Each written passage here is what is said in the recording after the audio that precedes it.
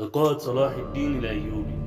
مما يرويه التاريخ أن البطل صلاح الدين الأيوبي استدعى قبل معركة حطين بأيام صاحب الشرطة في دمشق، يعني وزير الداخلية وفي وقتها، وقال له: يا صاحب الشرطة، أذن في الناس لا يبيتن أحد وبابه مغلق عليه، ولا يغلق تاجر باب متجره عند ذهابه لبيته.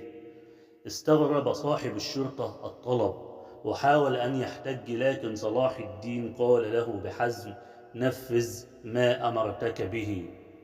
صاح المؤذنون لتبليغ أمر السلطان للناس.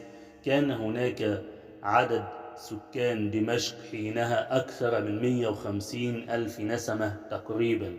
في اليوم التالي استدعى السلطان صلاح الدين الأيوبي صاحب الشرطة وطلب منه أن يكرر ما فعله ليلة أمس، واستدعاه في اليوم الثالث وطلب منه تكرار نفس ما فعله في الليلتين السابقتين.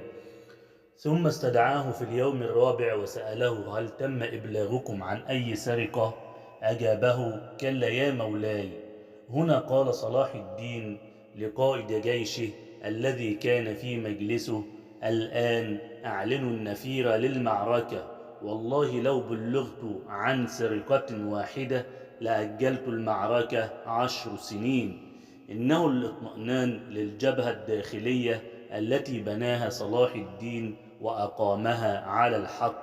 هل عرفتم الآن كيف ننتصر؟